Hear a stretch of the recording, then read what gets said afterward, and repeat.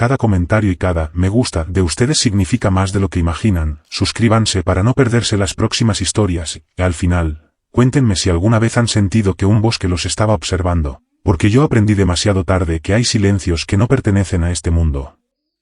Gracias por estar aquí. Hay recuerdos que no regresan como imágenes, sino como olores. A mí me ocurre cuando la lluvia cae fría, pesada, de esa manera que golpea el techo como si quisiera abrirlo a martillazos, igual que aquella tarde de noviembre de 1991, cuando todavía era joven, arrogante y lo bastante tonto como para creer que el uniforme me convertía en alguien preparado para cualquier cosa. Veo otra vez la lona amarilla de aquella tienda de campaña, hecha jirones sobre el barro como si la hubieran metido en una máquina trituradora. Veo la tierra empapada, las ramas rotas, la luz temblorosa de mi linterna atravesando la cortina de agua. Y vuelvo a oler aquello. La gente que nunca ha estado cerca de una muerte violenta cree que la sangre huele solamente a hierro, a metal limpio, a algo simple. No es verdad. Aquel día olía a cobre espeso, dulce y nauseabundo, mezclado con un hedor animal, húmedo, como pelo podrido y carroña vieja, con una capa de almizcle tan fuerte que se quedaba pegada en la garganta. Yo tenía 27 años, acababa de salir del ejército, llevaba encima demasiada confianza y muy poco sentido común. Pensaba que ya había visto lo peor que un hombre podía ver. No había visto nada. El haz de mi linterna bajó por una pendiente embarrada y se detuvo sobre una zapatilla roja, pequeña, medio hundida en el fango. Los cordones seguían atados con doble nudo. El pie del niño ya no estaba dentro. Se me revolvió el estómago con una mezcla amarga de café frío y bilis, y tardé varios segundos en poder levantar la radio. Mis dedos temblaban tanto que casi no conseguía apretar el botón. Central, aquí Mercer, dije, y mi propia voz sonó como la de otro hombre, rota, mojada por el miedo. Tenemos una situación en el sector de Black River Ridge. Necesito declarar alerta roja. La respuesta llegó entre interferencias, y era la voz de mi supervisor, Harold Beacom, un burócrata barrigón que llevaba años sin ensuciarse las botas y que desde su escritorio creía entender el bosque mejor que quienes lo caminábamos. Negativo, Mercer. No me declares nada todavía. Dime exactamente qué estás viendo. Miré de nuevo la zapatilla, luego las marcas imposibles alrededor de la tienda, aquellas huellas hundidas demasiado profundo en el barro. Señor, es el niño desaparecido. Y está mal. Muy mal. Esto no lo hizo un oso. Hubo una pausa. Después, la voz de Beacom bajó, dura, seca, con ese tono que usan los hombres que no quieren escuchar la verdad porque ya decidieron cuál mentira les conviene. Escúchame bien, muchacho. La temporada de caza abre en 18 días. El senador estatal viene a la inauguración del nuevo centro de visitantes. Tú encontraste un ataque de oso. Un grizzly fuera de control, un animal enfermo, lo que sea. Eso va a estar en tu informe, ¿entendido? Me quedé allí, bajo la lluvia helada, con el agua resbalándome por la nariz, mirando una zapatilla de niño abandonada en el barro. Tragué saliva. La bilis me quemó la garganta. Entendido, señor, respondí. Un oso fuera de control. Mentí por él. Enterré el asesinato de un niño bajo una pila de documentos para salvar una temporada turística. Un pecado así no desaparece con los años, solo aprende a dormir en una esquina de la memoria, esperando el sonido adecuado para despertar. Y ahora, 36 años después, estaba mirando otra clase de papeleo. Una caja de cartón reposaba sobre mi escritorio metálico del servicio forestal, ese escritorio gris, abollado, frío, que había soportado casi toda mi vida adulta. Dentro había los restos insignificantes de una carrera entera, una taza astillada con el emblema del servicio, una fotografía de mi esposa Grace antes de enfermar, una navaja de asta de ciervo pulida por décadas de uso, un par de placas viejas, recibos, mapas doblados y una brújula que ya no señalaba tan firme como antes. Me quedaban 6 días para jubilarme. 6 días para cerrar la puerta, mudarme a un pequeño apartamento en Carolina del Sur y fingir que el bosque no me seguía esperando. Afuera, el cielo del norte de Wisconsin tenía el color del plomo viejo, y las nubes bajas anunciaban la primera gran nevada de la temporada. Estaba terminando de envolver la taza en papel de periódico cuando la puerta de la oficina chirrió y entró el sheriff Bentate, sacudiéndose la nieve húmeda de las botas. Era joven, quizá 32, con esa cara limpia de los hombres que todavía creen que la ley es una muralla y no una escoba que se usa para esconder la suciedad debajo de la alfombra. Elías, dijo, dejando escapar una nube blanca de aliento en la oficina fría. Tenemos un problema. Señalé la caja sin levantarme. Mi único problema debería ser meter esto en el camión y desaparecer antes de que alguien cambie de opinión. Tate no sonrió. Abrió un mapa topográfico sobre mi escritorio, empujando mis recuerdos hacia un lado como si fueran basura. Era la franja norte del Bosque Nacional Chequamegon-Nicolet, una zona áspera, poco transitada, marcada por pantanos negros, pinos viejos y crestas de roca cubiertas de hielo. Puso el dedo sobre una cuadrícula. Un equipo de topógrafos entró hace 4 días. Venían de Milwaukee, una empresa llamada Northmark Geoscan. Tenían que reportarse anteayer por la noche. No lo hicieron. Tampoco contestaron ayer. Desde entonces, silencio total. Mis ojos encontraron el punto exacto que había marcado con una X roja. Sentí un dolor sordo en la rodilla derecha, allí donde un fragmento de metralla de mis años en el ejército seguía enterrado como un pequeño barómetro de mis desgracias. Me dolía antes de las tormentas. También antes de los problemas. Aquella X estaba en la misma cuadrícula. No cerca. No parecida. La misma. Voy a activar búsqueda y rescate, dijo Tate. Voluntarios del condado, algunos guardabosques, tal vez 2 perros si el clima aguanta. No. La palabra salió de mi boca más afilada de lo que pretendía. El sheriff me miró, sorprendido. Respiré hondo y bajé la voz. Viene una ventisca grande. Si mandas a un grupo de voluntarios de fin de semana a esa zona, mañana estarás buscándolos a ellos también. Es terreno malo, Owen. Malo de verdad. Entonces, ¿qué propones? Miré la caja, la foto de Grace, el reflejo gris de la ventana. Iré yo. La frase me supo a ceniza. Entraré por el viejo camino norte. Conozco la ruta que probablemente tomaron. Fue otra mentira. No conocía su ruta exacta. Pero conocía el lugar al que el bosque los habría llevado. Y, si soy honesto, no iba a buscarlos solo a ellos. Iba a enfrentar un fantasma que llevaba 36 años respirándome en la nuca. 1 hora más tarde estaba preparando el equipo. Dejé la pistola reglamentaria en su casillero. En su lugar saqué de mi camioneta mi rifle personal, un Marlin de palanca calibrado para cartuchos, 45-70 Government, munición vieja, brutal, diseñada para detener a un búfalo en plena carga o algo peor, si uno tenía la suerte de apuntar bien. En la mochila metí bengalas de alta intensidad, un botiquín de trauma, cuerda, 2 mantas térmicas y 2 botes de aerosol contra osos que no se parecían a nada que vendieran en una tienda. Los había preparado yo mismo con una mezcla concentrada de capsaicina y amoníaco vaporizado. Podía cegar a un animal grande, quemarle los pulmones a cualquier cosa que respirara, y con suerte, darle a un hombre los segundos necesarios para seguir vivo. El viaje hasta el acceso norte fue silencioso. Llevaba la calefacción de mi viejo Jeep al máximo, pero el frío no parecía venir del aire. Venía de algo más profundo, de un silencio que se iba cerrando alrededor del vehículo a medida que dejaba atrás la carretera del condado y entraba en el camino de grava. Apagué la radio antes de llegar al bosque. No quería música. No quería voces. Quería escuchar. Y lo que escuché fue nada. Absolutamente nada. Ningún pájaro, ninguna ardilla regañando desde las ramas, ningún cuervo dando vueltas sobre los pinos como suelen hacer cuando una tormenta se acerca. Hasta los cuervos, esos viejos chismosos del bosque, habían desaparecido. El camino terminó en un claro pequeño. Allí estaba la camioneta de los topógrafos, una Ford Explorer plateada con el logo de Northmark medio despegado en la puerta. Las 2 puertas delanteras estaban abiertas, moviéndose apenas con el viento, como si el vehículo todavía respirara.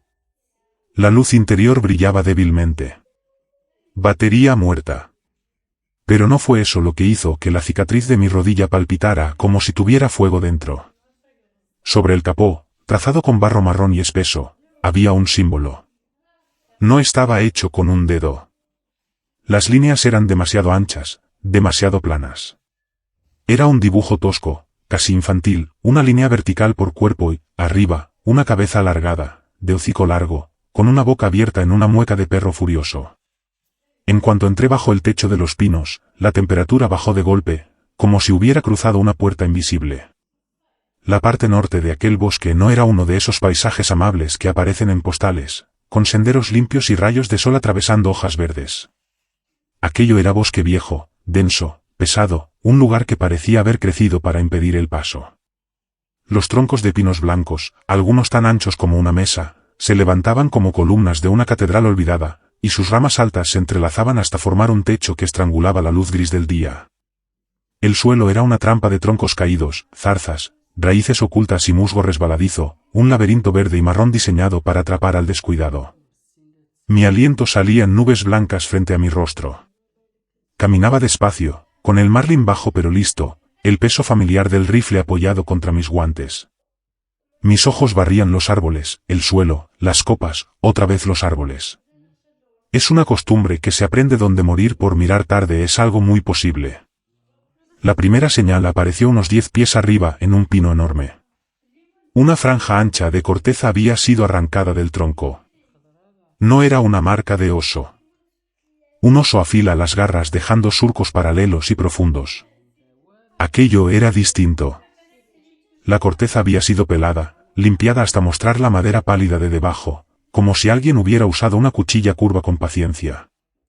Ningún animal que yo conociera hacía eso. Sentí presión en la base del cráneo. El silencio ya no estaba vacío. Estaba cargado. Pesaba como una mano invisible apoyada en mi nuca. Cada ramita que se rompía bajo mi bota sonaba como un disparo. Me detenía, escuchaba, contenía el aire hasta que los pulmones empezaban a arder. Nada. Solo el viento frotando las agujas de los pinos muy arriba.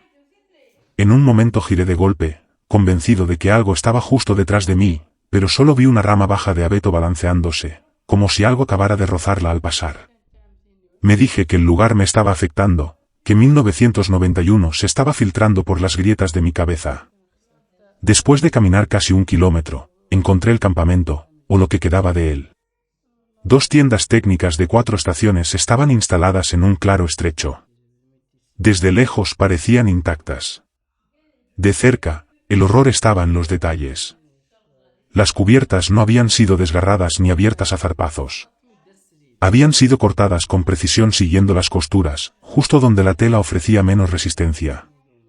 Aquellos cortes limpios hablaban de una mente que sabía cómo entrar, no del frenesí de un animal hambriento. Me agaché y entré en la tienda más grande. Los sacos de dormir estaban extendidos. Había ropa doblada sobre una mochila. Una novela de bolsillo yacía boca abajo con una esquina doblada para marcar la página. Pero la comida era un desastre. Latas de chile, frijoles y estofado estaban esparcidas por el suelo. Cada una tenía una perforación triangular en la tapa, como si algo increíblemente afilado y fuerte hubiera atravesado el metal de un solo golpe. El contenido había sido succionado, dejando un residuo grasiento en los bordes. Ningún animal tenía la destreza ni la fuerza de mandíbula para hacer eso de esa manera. Afuera, apoyado contra un tronco, vi una pieza de equipo topográfico, un instrumento caro de latón, acero y lentes calibrados. No lo habían golpeado contra una roca. Lo habían retorcido. El tubo principal y los soportes estaban deformados en espiral, como si 2 manos imposibles lo hubieran agarrado y exprimido como un trapo mojado. Entonces vi las huellas. La nieve era apenas una capa fina sobre el musgo y las agujas secas, pero bastaba. Distinguí 3 juegos de botas, 2 grandes, de hombre, y uno más pequeño, de mujer. Corrían. Las marcas estaban profundas en la parte delantera, separadas demasiado, desesperadas. Habían corrido por sus vidas. Y junto a ellas había otro rastro. Me arrodillé, aunque la rodilla me protestó con un crujido. Las huellas eran hondas, hundidas varios centímetros en la tierra blanda. Eran digitígradas, como las de un perro o un gato, hechas por algo que caminaba sobre los dedos. Puse mi mano enguantada encima de una. Era más del doble de ancha que mi palma. Pero eso no fue lo peor. La zancada era enorme. Entre una huella y otra había casi 2 metros. Lo que fuera que las había dejado se movía rápido. Y por el patrón, no corría a 4 patas. Corría erguido sobre 2. Seguí registrando la zona hasta encontrar una pequeña grabadora digital negra enganchada en un arbusto de espino, a unos 30 metros del campamento. Debió caerse del bolsillo de alguien durante la persecución. La carcasa estaba rajada, pero una luz roja parpadeó cuando presioné el botón. Le di a reproducir. Al principio solo se oyó viento y una respiración rápida, rota por el pánico. Luego apareció una voz masculina, apretada por el terror. No nos veas, quédate quieta, no hagas ruido. Una rama crujió cerca del micrófono. Una mujer sollozó. Después surgió un sonido nuevo, ahogando al viento. No era un gruñido ni un rugido.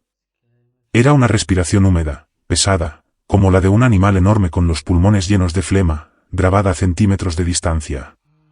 Luego vino un murmullo grave, vibrante, gutural, inquietantemente parecido a un humano aclarándose la garganta.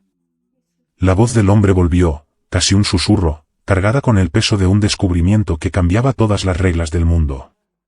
Dios mío, Aarón, están caminando, caminan como nosotros. Cuanto más me internaba, más parecía que el bosque perdía color. El verde de los pinos se apagaba hasta volverse gris. La tierra marrón tomaba un tono ceniza, sin vida. Empezó a caer una nieve fina y granulada, no esos copos suaves de postal, sino aguanieve dura, punzante, que repiqueteaba contra la capucha de mi parka. La luz se iba deprisa, y los árboles se convertían en una caverna de sombras móviles. Entonces se empezó sin aviso. Una náusea tan intensa que tuve que apoyar una mano contra un tronco para no caer.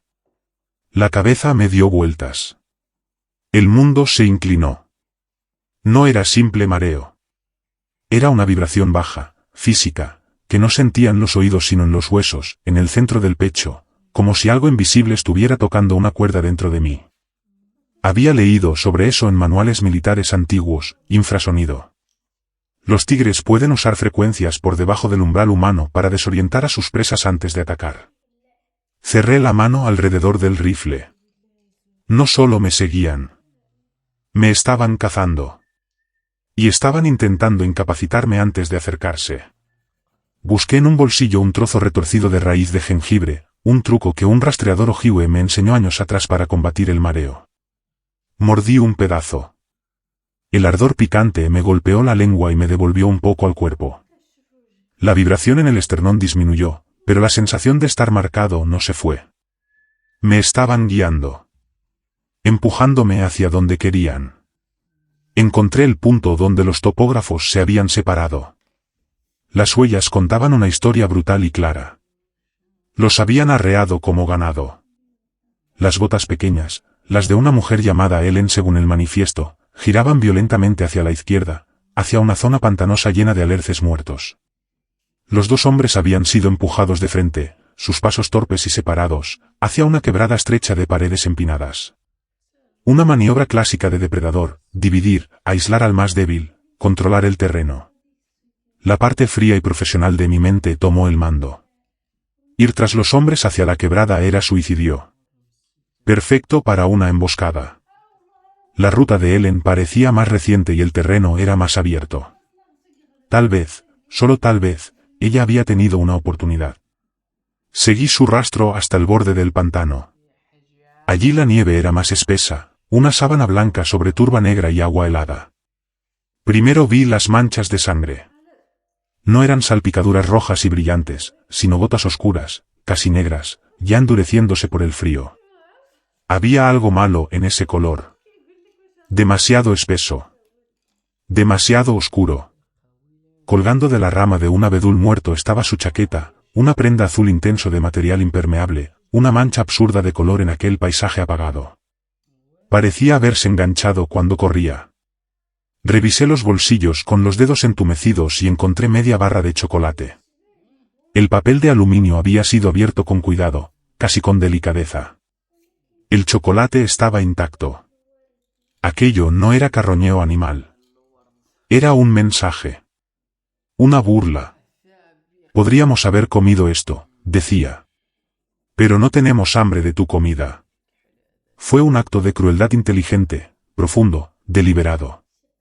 Algo se movió a mi derecha. Levanté el rifle al hombro en un solo movimiento. Una sombra gris parduzca, grande y fluida, se deslizó entre dos troncos con una gracia imposible.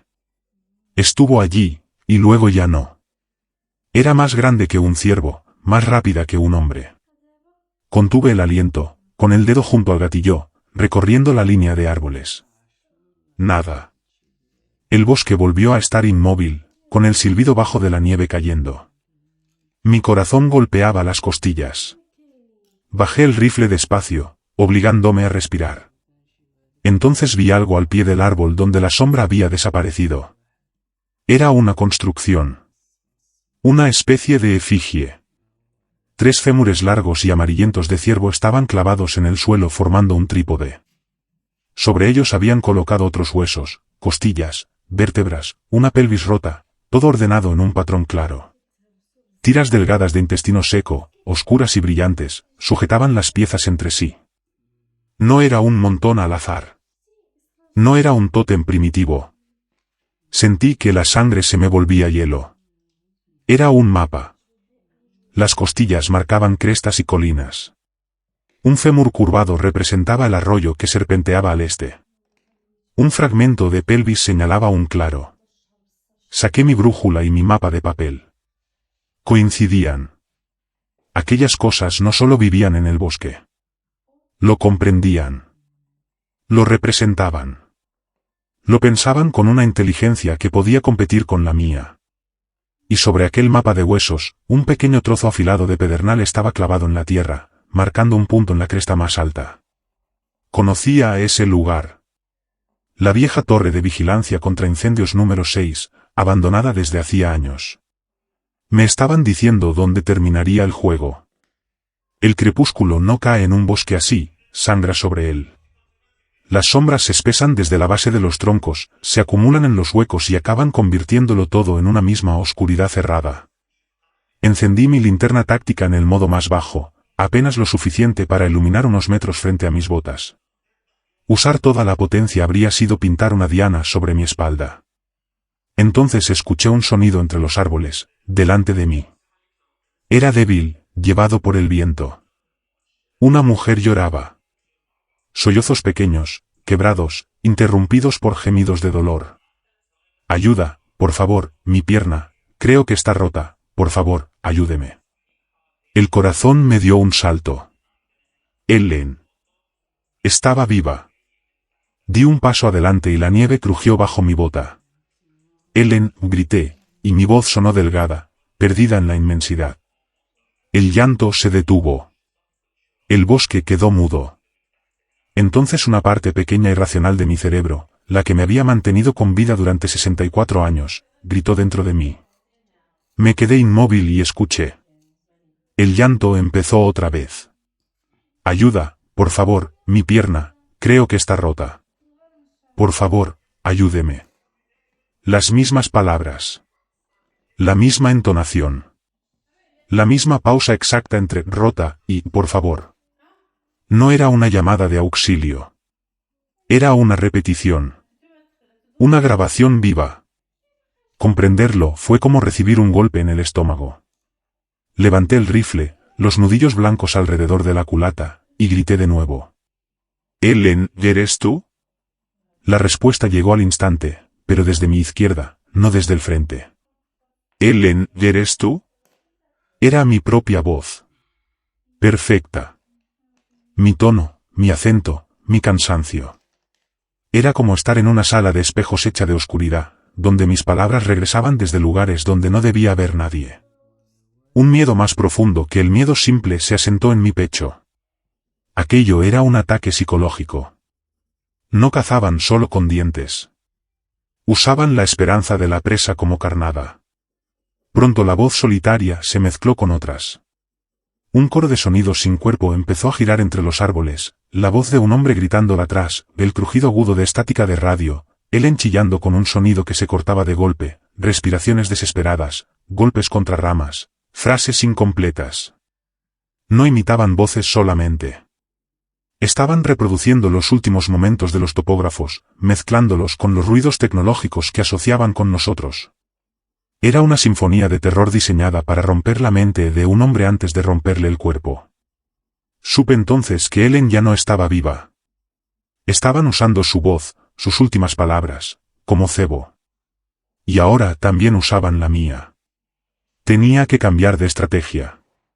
No podía confiar en lo que oía. No podía acercarme a los sonidos. Debía hacer lo contrario. Me desvié bruscamente, atravesando un grupo denso de abetos jóvenes.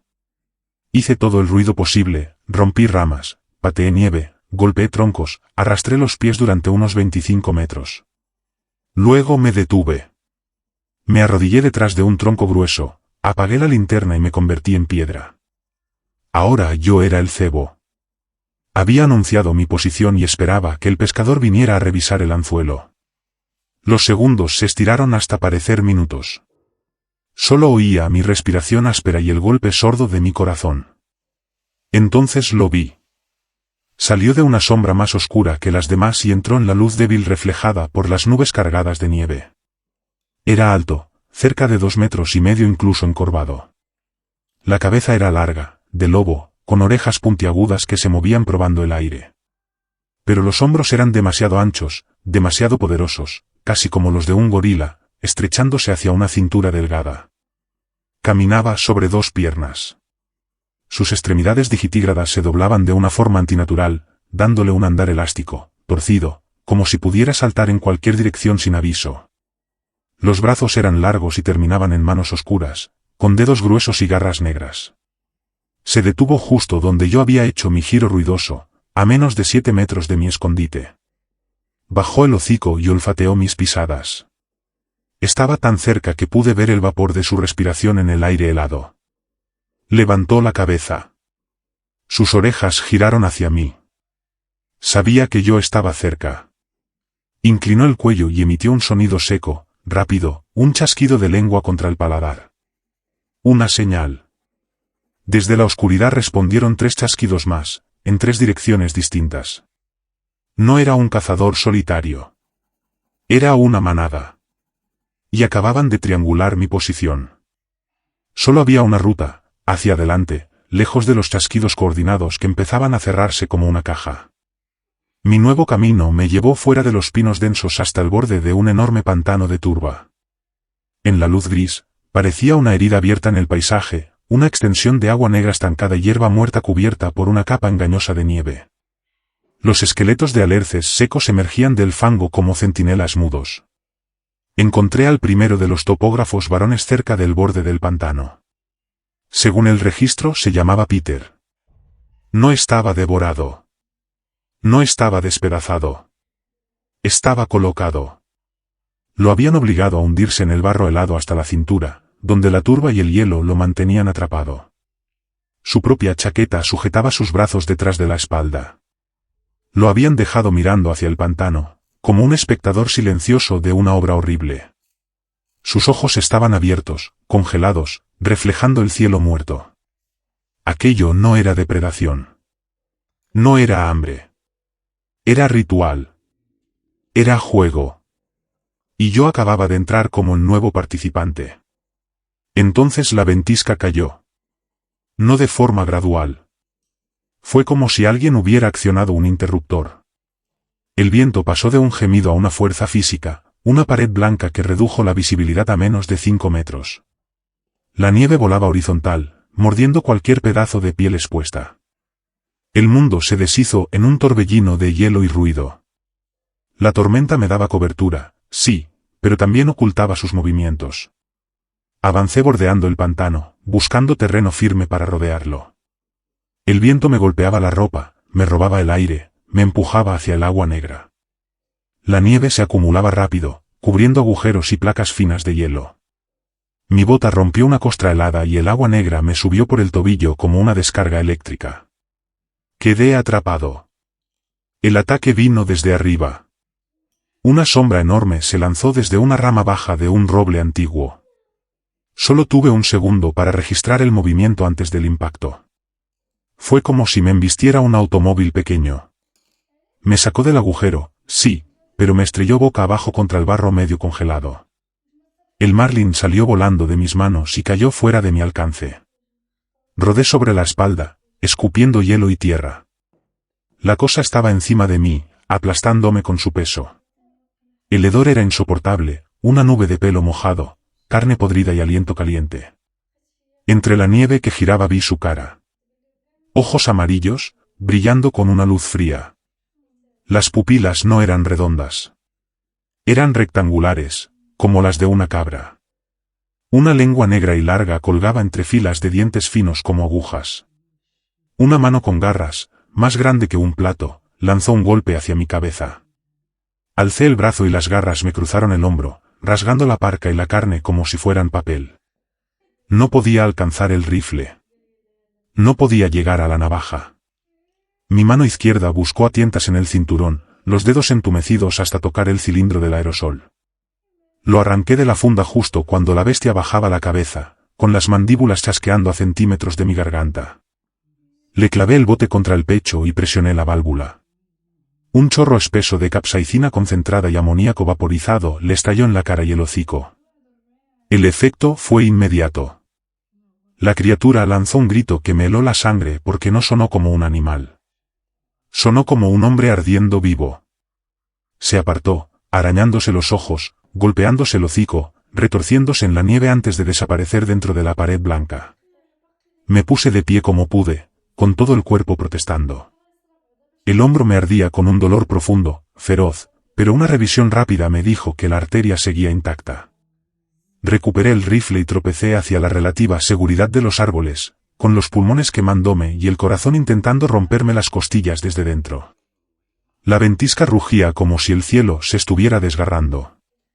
Pero bajo el ruido del viento empecé a escuchar otra cosa.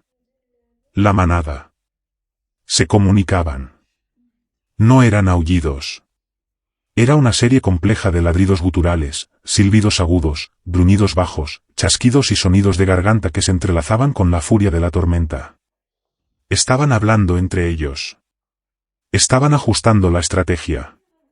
El que yo había rociado les había contado algo nuevo y vital, que yo llevaba fuego. La conclusión me golpeó con la misma fuerza que el viento. No iba a regresar al jeep. No en esa tormenta.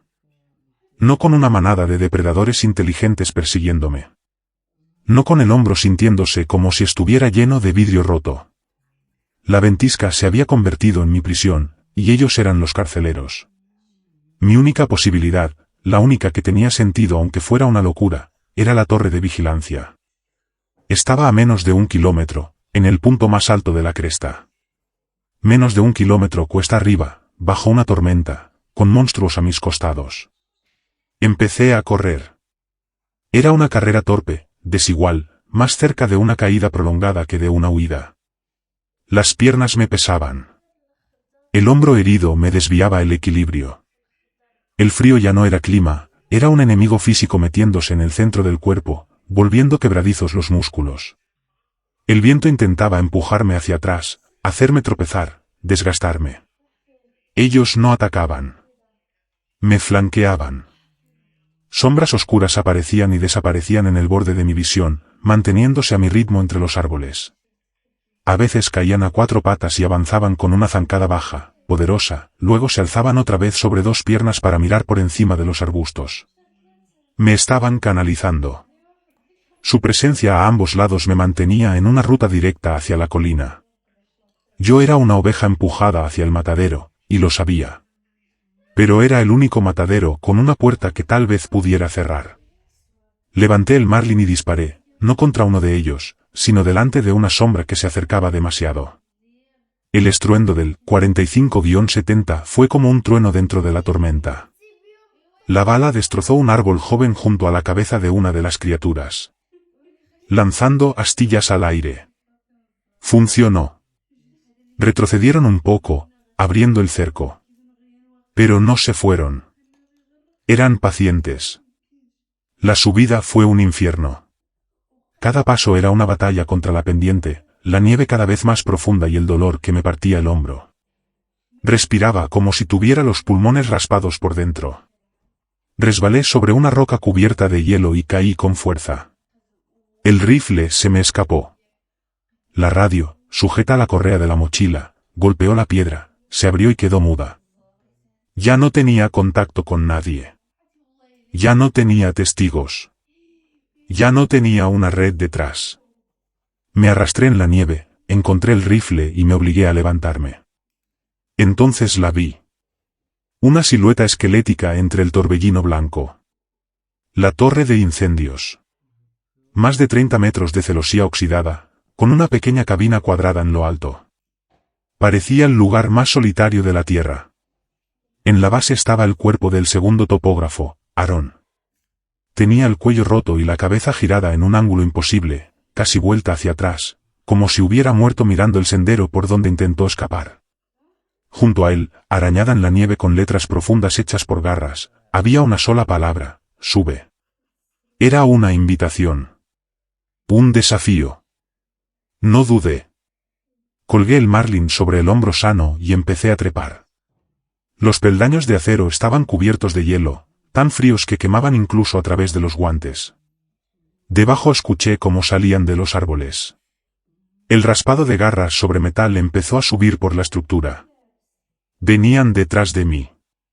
Me arrastré por los últimos peldaños con el cuerpo al límite, empujé la trampilla del suelo de la cabina y caí sobre tablas viejas cubiertas de polvo. Agarré el tirador de la pesada con puerta metálica y la cerré de golpe justo cuando el primero alcanzaba la parte superior. Encontré una barra de hierro oxidada apoyada en una esquina y la atravesé entre los mangos para asegurarla. Un segundo después, un impacto brutal desde abajo deformó el metal. La barra gimió. La trampilla se abombó hacia adentro. Pero aguantó. El asedio había comenzado. La cabina del observador era una jaula de 3 metros por 3 suspendida en el corazón de la tormenta. Estaba oscura, con el aire lleno de olor a óxido, madera húmeda y excremento de ratas. 4 ventanas sucias ofrecían una vista panorámica de nada, solo un remolino blanco golpeando el vidrio. En el centro había una pequeña estufa de hierro, cubierta de polvo anaranjado. Era mi fortaleza y mi prisión. Lo primero fue reforzar la trampilla. Arrastré una mesa pesada de patas metálicas hasta ponerla encima, luego volqué 2 sillas viejas para encajarlas entre la mesa y el techo. Era una defensa miserable, pero era algo. Hice inventario. Mi rifle Marlin, con 12 cartuchos restantes. Una pistola de señales con 3 bengalas. Mi cuchillo de caza. La navaja de asta. Y en una caja roja cubierta de polvo, colgada en la pared, un hacha de bombero. No mucho para contener a una manada de demonios. Prioridad 1, fuego. Si no calentaba la cabina, moriría de hipotermia antes de que ellos lograran entrar. Rompí una de las sillas con el hacha, metí la madera seca y quebradiza en la estufa junto con mapas viejos que encontré en un cajón, y los encendí con mi cipo. La llama prendió, tímida al principio, y luego un calor pobre pero bendito empezó a empujar el frío hacia las esquinas. Desde abajo llegó un nuevo sonido, un gemido profundo y rítmico de metal. Primero pensé que intentaban morder o arrancar los soportes, pero entonces toda la cabina se balanceó. No estaban intentando romper la torre. Estaban intentando mecerla. El vaivén se hizo más fuerte con cada empujón coordinado. La estructura crujía y gemía como un animal moribundo. Estaban probando su resistencia. Buscando un punto débil. Resolviendo el problema. Me acerqué a una ventana y limpié un círculo de suciedad con la manga.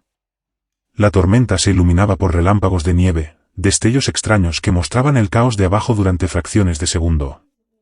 En uno de esos destellos los vi. 7. Se movían sobre la nieve con una seguridad antinatural, pesadillas grisparduzcas nacidas de un lugar donde la evolución se había torcido. 6 empujaban las patas de la torre con coordinación aterradora.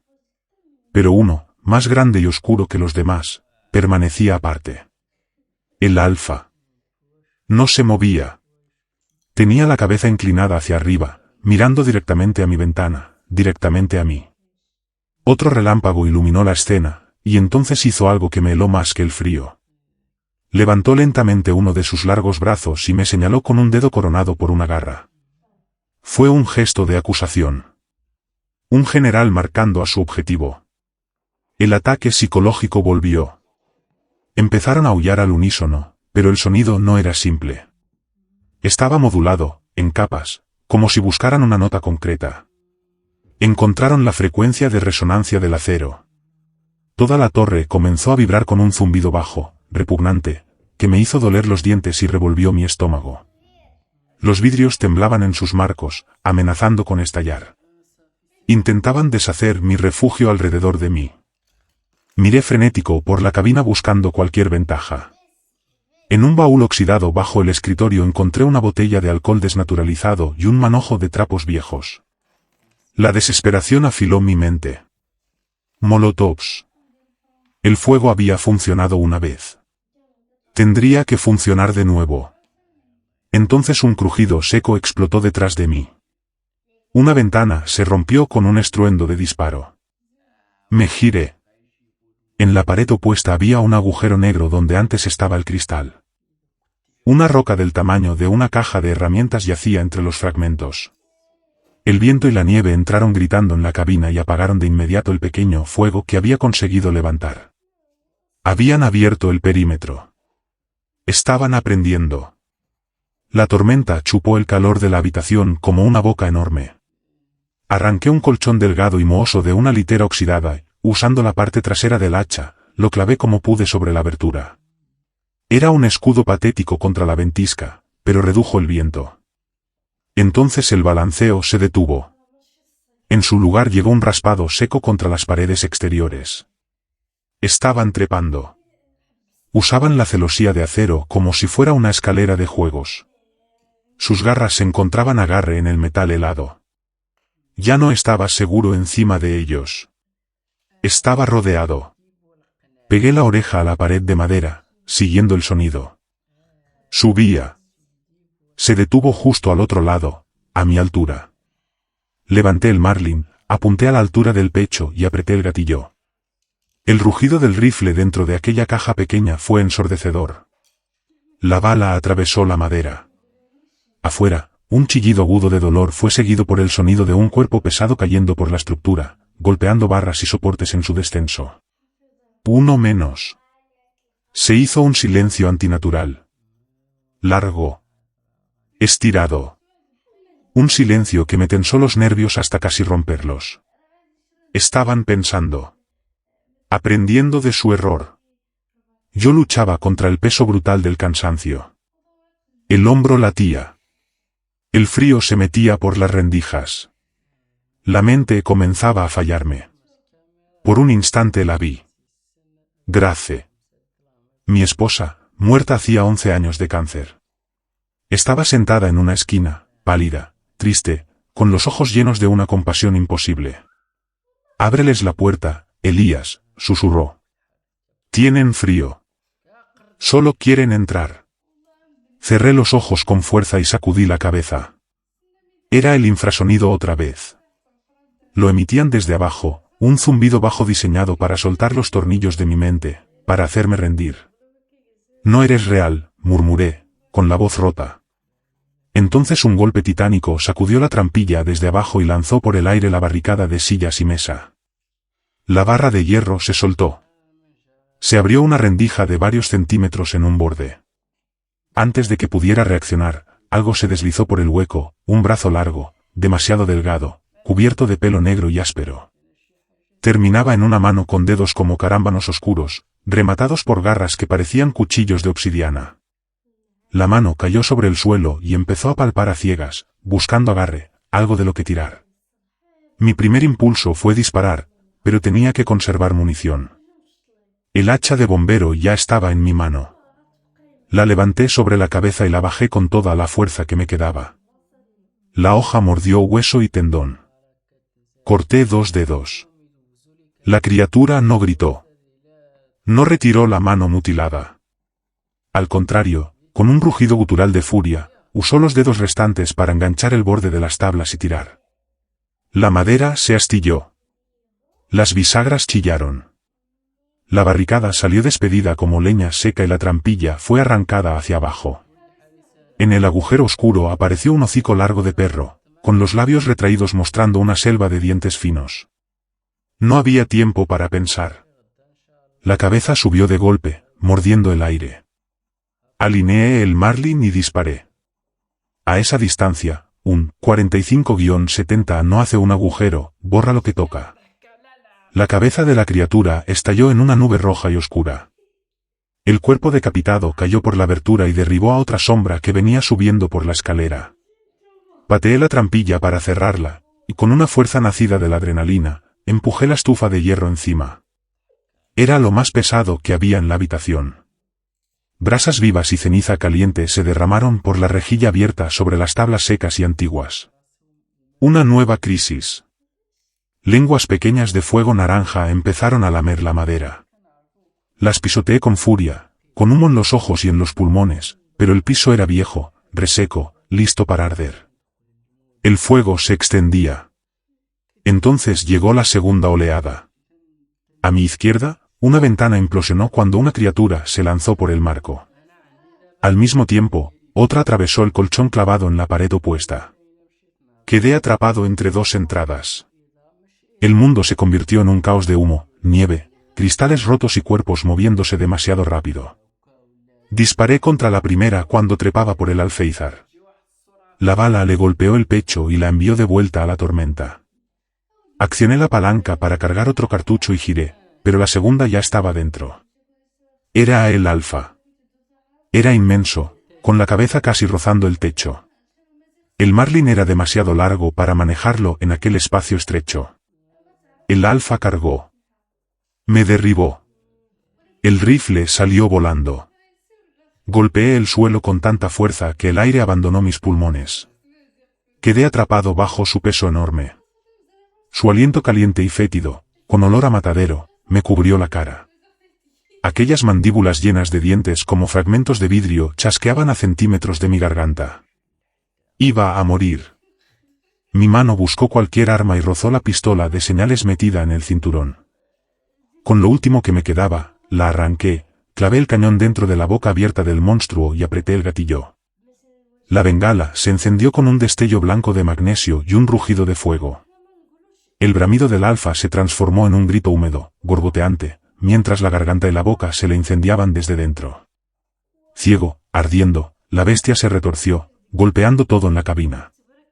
Retrocedió convertida en una antorcha con forma de pesadilla y atravesó la pared debilitada, cayendo más de 30 metros hacia la oscuridad como un cometa rojo que gritaba. Yo quedé en el suelo, jadeando, con manchas de luz bailando en la visión. Pero tenía un problema más inmediato. La bengala había prendido el colchón seco clavado en la pared. Las llamas trepaban ahora por la madera, hambrientas, rápidas. El humo se volvió negro y espeso. El calor intenso hizo retroceder a las criaturas que quedaban en la torre, sus aullidos furiosos se convirtieron en chillidos de miedo. Estaba a salvo de ellas por el momento, pero el fuego me había cortado la única salida hacia la escalera. Estaba atrapado en la cima de una torre de acero ardiendo, a más de 30 metros del suelo. El incendio se convirtió en un ser vivo. Devoraba paredes, suelo y techo. El calor me ampollaba la piel. El acero de la estructura empezó a quejarse, deformándose por la temperatura. Toda la torre tembló. Iba a caer. Mis opciones eran pocas y horribles. Morir quemado o saltar. Una caída así sobre tierra congelada era una sentencia de muerte. Pero en el lado protegido del viento, la ventisca había levantado un enorme banco de nieve. Profundo, quizá 5 o 6 metros. Era una posibilidad mínima, de esas que un hombre solo toma cuando la alternativa es segura. Me envolví con lo que quedaba de una lona vieja, una protección ridícula contra la caída. Agarré el marlin, porque no pensaba dejarlo atrás, y salí a la estrecha pasarela exterior. El viento me golpeó con fuerza, pero después del humo se sintió limpio, frío, casi misericordioso. No miré abajo. No dudé. Cerré los ojos y salté al vacío. La caída pareció durar una vida entera. El viento gritaba en mis oídos. Luego llegó el impacto. No fue la caída suave que había rezado encontrar. Fue como golpear concreto cubierto por una fina capa de espuma. Un universo de dolor blanco y cristalino explotó en mi cuerpo. Después, oscuridad. Desperté en silencio. La tormenta había pasado. Una luz gris de amanecer se filtraba a través de la nieve que me cubría. El dolor irradiaba desde las costillas, la pierna izquierda y el hombro. Pero estaba vivo. Me abrí paso fuera del banco de nieve a zarpazos, emergiendo en un mundo transformado. El cielo era azul pálido. El bosque estaba cubierto por una manta blanca perfecta. La torre de incendios era ahora un esqueleto negro y retorcido, con un hilo de humo subiendo todavía desde lo que quedaba de la cabina. La nieve alrededor de la base era una escena de carnicería. Huellas por todas partes. Cuerpos. Los de las criaturas que había abatido. A la luz limpia del día resultaban aún más horribles. No eran lobos. No eran hombres. Eran una blasfemia hecha carne, una mezcla imposible de ambas cosas. La anatomía estaba equivocada, hombros de primate poderoso sobre un torso canino y delgado, manos casi humanas con garras oscuras, patas de depredador y ojos que conservaban algo peor que inteligencia. Parecían un callejón sin salida de la biología, un error de la evolución escondido en los rincones más profundos del bosque. Encontré mi rifle medio enterrado en la nieve y lo usé como muleta. Empecé el regreso lento y doloroso hacia el camino de acceso. Cada paso mandaba un relámpago de fuego por mis costillas rotas. Podía sentir que me observaban. No los veía, pero notaba sus ojos en mi espalda desde la línea oscura de árboles. La manada seguía allí, lo que quedaba de ella. Pero con el alfa muerto, su jerarquía se había roto. Eran cautelosos. Me dejaron marchar. Tardé horas. Finalmente, entre los troncos, vi algo tan hermoso que por un momento creí estar alucinando, luces rojas y azules parpadeando. El sérifo Ventate, fiel a su palabra, había salido a buscarme en cuanto la tormenta cedió. Lo último que recuerdo con claridad es estar sentado en la parte trasera de una ambulancia tibia, mientras un paramédico me envolvía el hombro con vendas y mantas. Tate se inclinó hacia mí, con su cara joven marcada por preocupación y confusión. Dios mío, Elías, ¿qué pasó allá arriba? ¿Fueron osos? Miré más allá de él, hacia la pared silenciosa de árboles cubiertos de nieve. Pensé en el mapa de huesos, en las voces imitadas, en la inteligencia terrible de los ojos del alfa, en la palabra arañada junto al cadáver, en la mano buscando a ciegas por la trampilla. Conocía la verdad. También sabía que decirla me compraría un viaje directo a una habitación acolchada. Dirían que estaba loco, que la jubilación llegó tarde, que era estrés postraumático, demencia temprana, alucinaciones por hipotermia. El secreto del Chequamegon seguiría a salvo. Sí, muchacho, murmuré, con la voz hecha pedazos. Mi mano, apoyada sobre la rodilla, no dejaba de temblar. Una manada. Una maldita manada de osos enfermos. Cerré los ojos y apoyé la cabeza contra la pared de la ambulancia. Pero el silencio ya no existía. Debajo del crujido de la radio del paramédico, debajo del murmullo de las voces humanas, seguía sintiendo una vibración tenue en los huesos, como un susurro que ningún oído debía escuchar. La cacería no había terminado para mí. Solo había sido aplazada.